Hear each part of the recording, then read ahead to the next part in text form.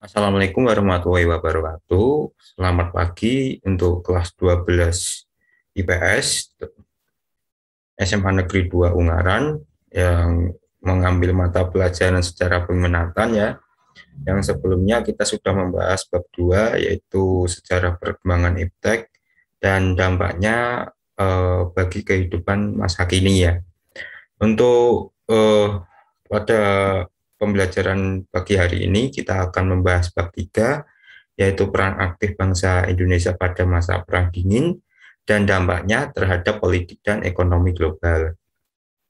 Untuk membuka sesi pembelajaran pada pagi hari ini, alangkah baiknya kita berdoa menurut kepercayaan masing-masing.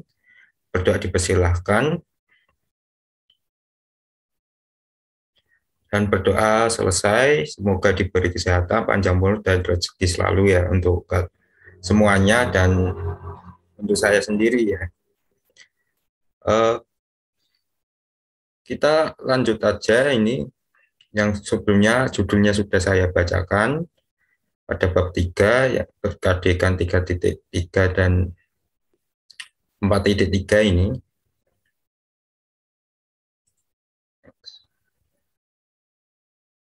Ini kita awali dengan mengukit Perang Dingin pertama, sejarah Perang Dingin pertama. Untuk peristiwa ini dinamakan Perang Dingin pertama karena kedua belah pihak tidak pernah terlibat dalam aksi militer secara langsung intinya, namun masing-masing pihak memiliki senjata nuklir yang dapat menyebabkan kehancuran besar. Untuk munculnya sendiri ini dua negara adidaya antara Amerika dan Uni Soviet ya.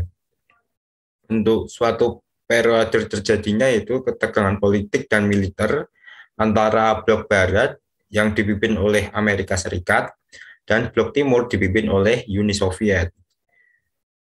Untuk istilah perang dingin digunakan karena kedua belah pihak tidak pernah terlibat dalam aksi militer secara langsung. Yang sebelumnya Bapak tadi jelaskan ya. Dan mengapa itu bisa disebutkan perang dingin. Ya, untuk perang dingin sendiri berjalan sekitaran tahun 1947 sampai 1991 atau lebih dikenal dengan Cold War ya, merupakan perang yang terjadi antara dua kekuatan besar yakni Amerika Serikat dan Uni Soviet. Untuk perang ini terjadi pasca selesai Perang Dunia Kedua yang dimenangkan oleh pihak sekutu. Untuk istilah perang dingin sebenarnya tidak umum pada saat itu, namun menjadi terkenal semenjak diperkenalkan oleh Bernard Baruch dan Walter Lippmann. Dua orang ahli keuangan ini dan kolumnis asal Amerika Serikat. Pada awalnya Amerika Serikat dan Uni Soviet bersekutu untuk memerangi Nazi ketika masa Perang Dunia Pertama. Namun setelah kemenangan atas Nazi, mereka mulai nampak ketegangannya akibat perbedaan di antara mereka, khususnya ideologi ini. Untuk perubahan yang terjadi pasca Perang Dunia Kedua dan juga kemenangan atas Nazi atau sekarang menjadi negara Jerman ya oleh pihak Amerika Serikat dan sekutunya Uni Soviet, bukan berarti dunia dalam masa yang benar-benar aman pada saat itu ya. Terbukti secara tidak langsung Amerika Serikat dan Uni Soviet kemudian terlibat dalam konflik yang memang tidak langsung berlangsung lama ini, berlangsung adu senjata antar keduanya. Intinya inilah mengapa keduanya terlibat dalam konflik yang dikenal sebagai perang dingin. Simak juga akhir perang dingin, bentuk pelaksana perang dingin dan dampak perang dinginnya.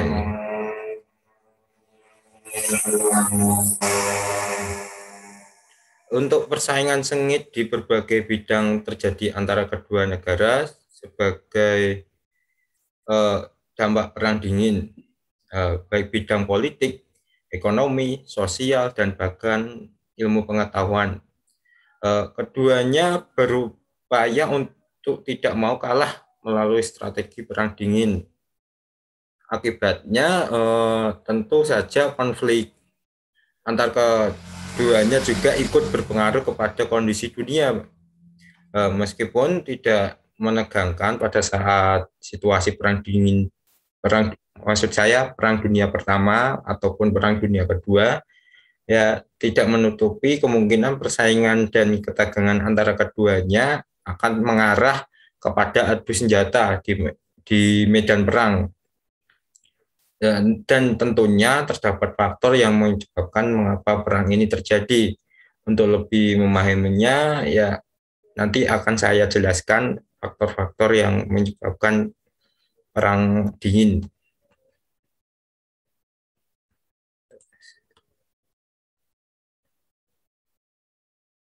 Ini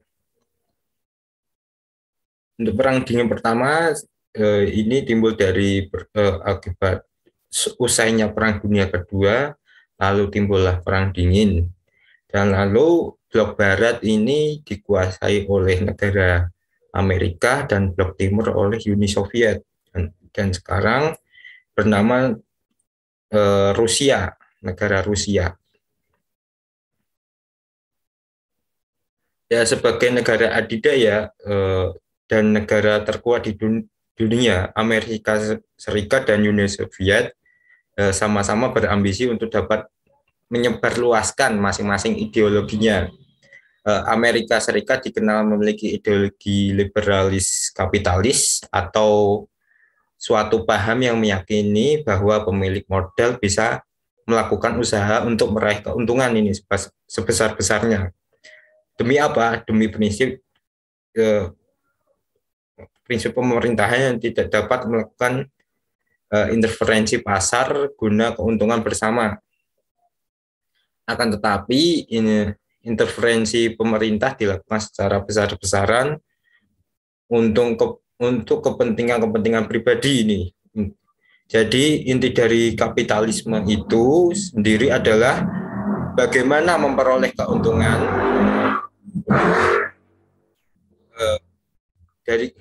inti dari kapitalisme sendiri itu adalah bagaimana memperoleh keuntungan yang sebesar-besarnya. Dan untuk liberalisme sendiri atau liberal adalah sebuah ideologi pandangan nilai politik yang utama. Secara umum, liberalisme mencita-citakan suatu masyarakat yang bebas, dicirikan oleh kebebasan berpikir bagi para individu. Bahan liberalisme sendiri menolak adanya pembatasan, khususnya dari pemerintahan dan agama. Yang kedua yaitu tentunya bertolak belakang dengan ideologi yang dipegang oleh Uni Soviet, yaitu komunisme. Untuk komunisme sendiri adalah ideologi politik yang didirikan oleh dasar keyakinan bahwa masyarakat dapat mencapai kesetaraan dengan menghilangkan kepemilikan pribadi atas alat-alat produksi. Yang dimaksud alat-alat produksi sendiri yaitu sumber daya yang dibutuhkan untuk menghasilkan barang ya. Ya, untuk mereka sebaliknya dikendalikan oleh negara ini, komunisme. Lalu berdasarkan kebutuhan mereka. Dan setiap individu menerima bagian dari manfaat yang diperoleh dari kerjasama. Ini yang dimaksud paham komunisme. Ya, setelah Perang Dunia Kedua berakhir, pertentangan ideologi pun terjadi. Akibatnya ya dua kekuatan besar dunia terbentuk dan bersaing untuk memperebutkan pengaruh. Ya ini. Salah cara yang digunakan adalah saling mempengaruhi negara-negara lain untuk bergabung ke dalam kelompoknya, atau kelompok dari blok barat atau kelompok dari blok timur ini. Ya, pada saat itu di dunia ya seolah-olah terbagi menjadi dua blok ini kekuasaan, yaitu dari blok barat dan blok timur. Dari blok barat sendiri berpaham liberal kapitalis dan dengan Amerika sebagai pemimpinnya, dan blok timur yang berpaham sosialis komunis dengan Uni Soviet sebagai pemimpinnya.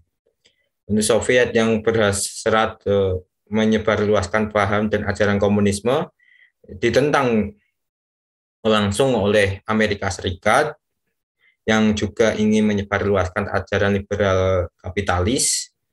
Dan pada akhirnya persaingan ini menimbulkan ketegangan antara keduanya, baik Amerika Serikat ataupun Uni Soviet. Selalu nampak terlibat dalam ketegangan, terutama ini pada wilayah negara yang menjadi para sekutunya. Kedua negara ini sama-sama bersaing agar dapat menjadi negara yang diakui sebagai negara adikuasa. Sehingga tentunya keduanya berambisi untuk memperoleh dukungan sebesar-besarnya dengan cara menyebarluaskan paham yang mereka miliki, dari paham kapitalis liberalis ataupun paham komunisme.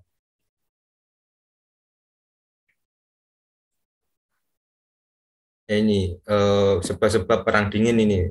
Satu yang paling menonjol itu perbedaan ideologi.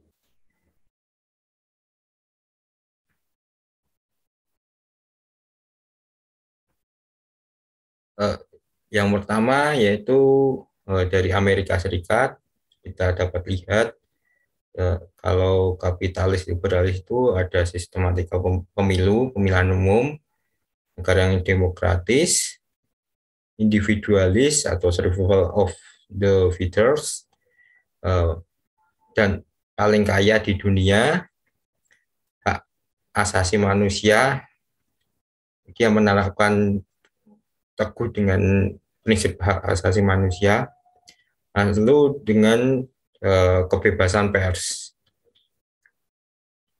Kalau di negara Uni Soviet atau paham komunisme ini tidak ada pemilihan umum ini. Yang kedua, autokratik atau kediktatoran. Yang ketiga itu komunis. Yang keempat, setiap orang membantu setiap orang, everybody help everybody. Kelima ini basis ekonominya lemah akan tetapi. Yang keenam, masyarakat dikontrol oleh NKVD atau polisi rahasianya paham komunisme, negara yang paham komunisme. Lalu yang terakhir yaitu sensor total terhadap pers. Untuk pers sendiri di negara yang paham komunisme itu sangat-sangat dibungkam ya. Contohnya pada masa sekarang di negara Korea Utara,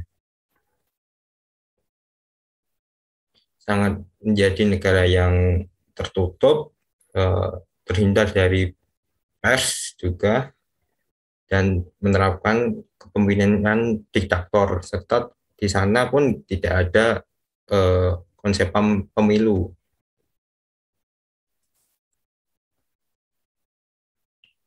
Ini faktor penyebab perang dingin ya.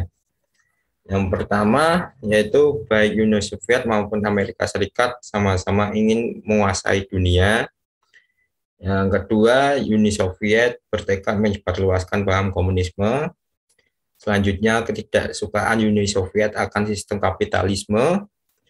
Selanjutnya, Amerika Serikat takut dan akan pengaruh dan serangan komunis, paham komunisme juga. Selanjutnya, Uni Soviet takut terhadap bom atom yang dibuat oleh Amerika Serikat. Lanjut, rasa tidak suka Truman terhadap Stalin. Lanjut, yaitu aksi-aksi Uni Soviet di wilayah Jerman yang dikuasai oleh Uni Soviet. Selanjutnya itu Amerika Serikat menolak membagi rahasia nuklirnya. Selanjutnya itu ekspansi Uni Soviet sampai ke Eropa Barat. Selanjutnya itu Uni Soviet melanggar janjinya untuk menyelenggarakan pemilihan umum. Lanjut, ini Uni Soviet takut akan serangan Amerika Serikat. Dan yang terakhir yaitu Uni Soviet memerlukan perbatasan yang aman di bagian barat wilayahnya. Untuk Amerika Serikat dan Uni Soviet sendiri saling berusaha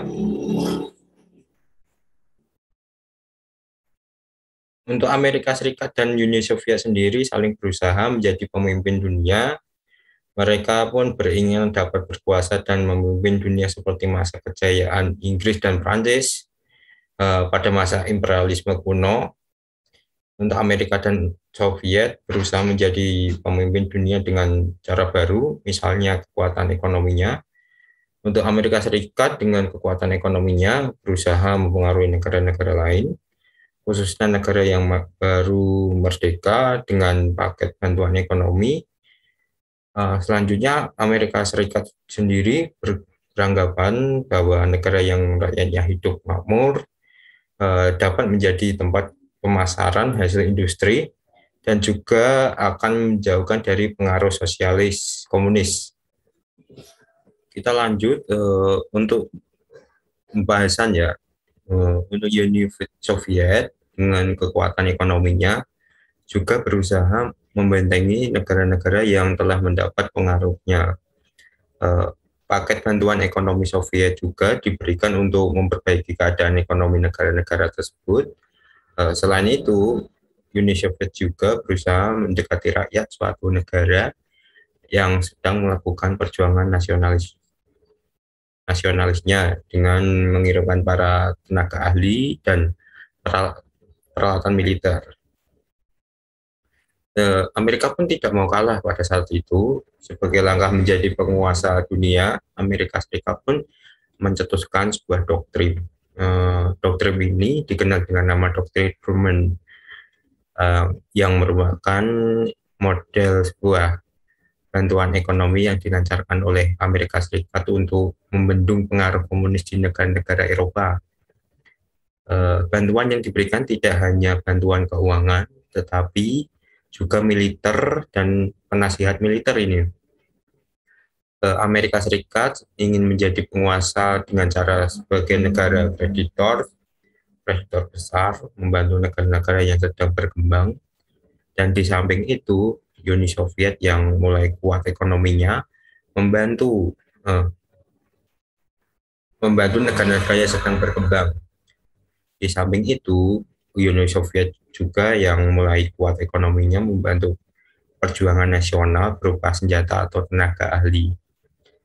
Ya, persaingan antar kedua negara tersebut untuk menyabet gelar sebagai negara adik kuasa atau adidaya ya, tentu saja menawar dampak tersendiri bagi keamanan dan stabilitas pertahanan dunia.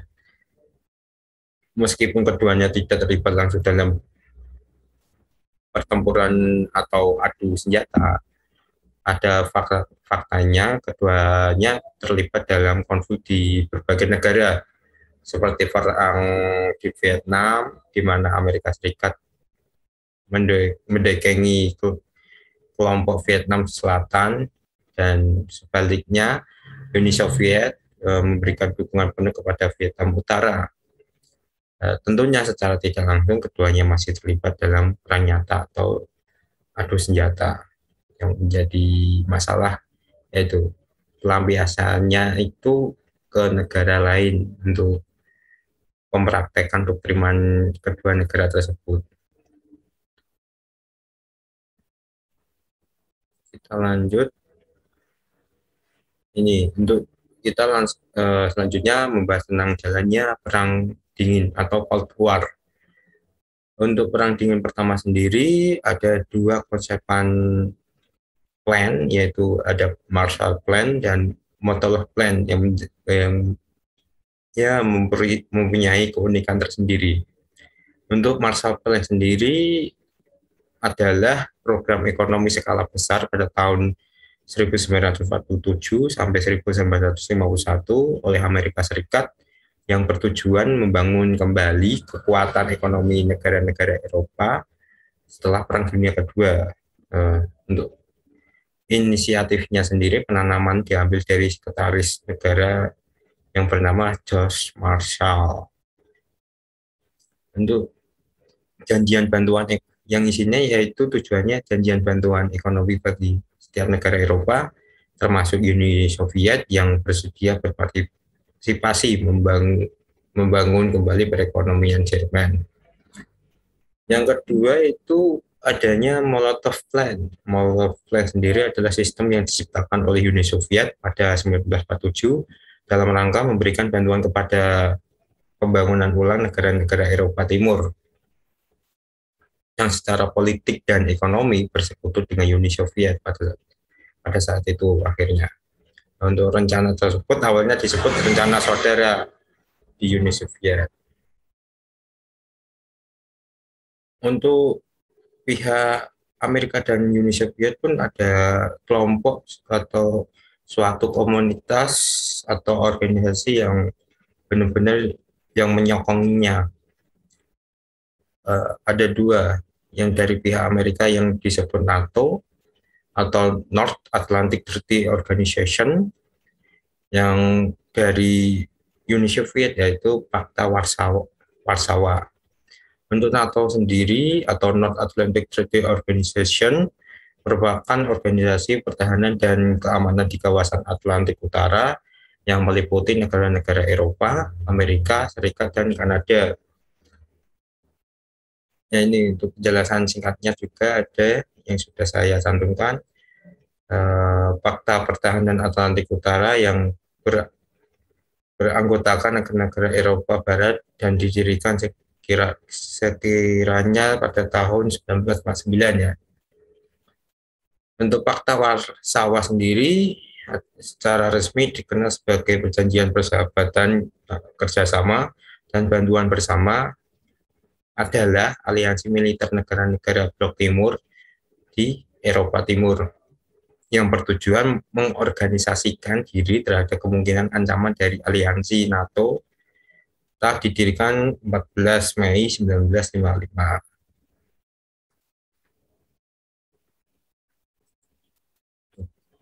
Ini lanjut pada penjelasan jalannya Perang Dingin ya. Ada salah satu dua tokoh penting di sini dari pihak Amerika dan pihak Rusia. Dari pihak Amerika sendiri, tokoh penting pada saat Perang Dingin pertama yaitu yang bernama David Eisenhower atau Dwight David Eisenhower, atau juga dikenal dengan nama panggilan Ike, adalah seorang tentara dan politikus Amerika yang menjabat Presiden Amerika Serikat ke-34 pada Perang Dunia Kedua. Ia adalah panglima tertinggi sekutu di Eropa dengan pangkat Jenderal Angkatan Darat. Ya, tujuannya ini dari Pak Ike sendiri ini bertekad mengurangi sepertiga dari pengeluaran militer sambil terus berjuang dalam Perang Dingin secara efektif. Dari pihak Rusia sendiri ada Nikita Sergeyevich Khrushchev ya. Khrushchev adalah politikus yang pernah memimpin Uni Soviet pada masa awal Perang Dunia Dingin.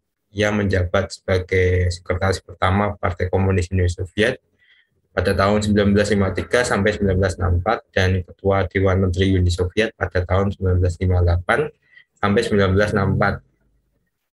Yang tujuannya beliau yaitu memilih untuk hidup berdampingan secara damai dengan Barat karena ya yakin bahwa tanpa perang pun kapitalisme akan hancur dengan sendirinya. Ya, ini ada beberapa terjadinya Perang Dingin yang disebabkan beberapa penterokan atau agresi-agresi dari negara-negara lainnya. Karena yang sokongannya dari Amerika Serikat ataupun sokongannya dari Uni Soviet.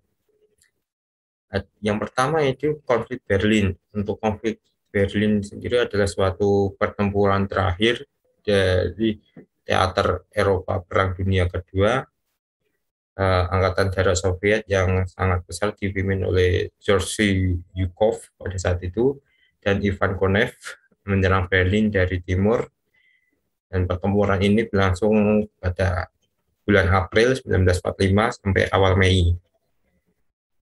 Nah, ini dilanjutkan dengan adanya konflik Tiongkok. Untuk konflik Tiongkok sendiri terjadi pada 22 Juli 1992 sampai saya ulangi ya, terjadi pada 22 Juli 1929 sampai 9 September 1929. Konflik ini bersenjata kecil ya, yang berlangsung antara Uni Soviet dan Panglima Perang Yang Zhuiliang dari Republik Tiongkok.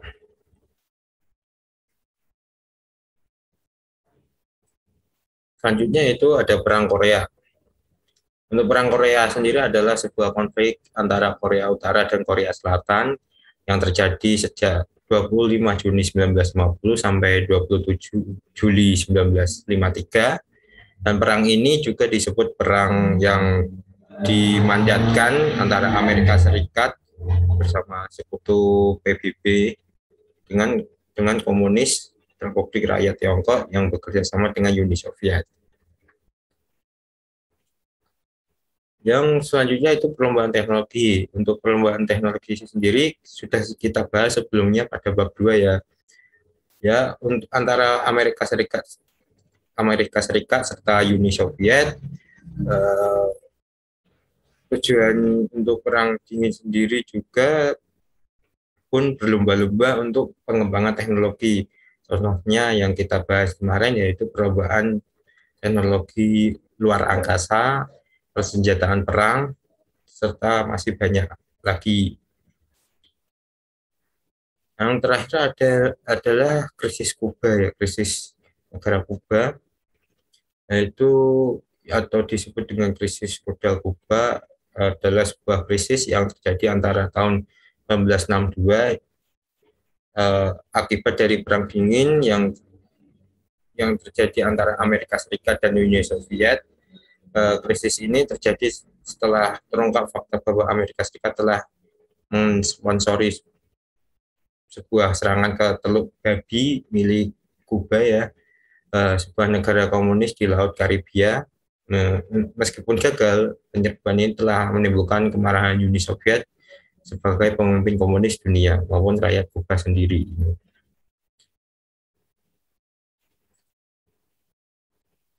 Ya, sementara itu dulu, kita lanjutkan pada pertemuan berikutnya yang akan membahas tentang Perang Dingin Kedua. Terima kasih. Semoga pertemuan pada kali ini bermanfaat bagi berikutnya ya. Sekian dari Bapak. Wassalamualaikum warahmatullahi wabarakatuh.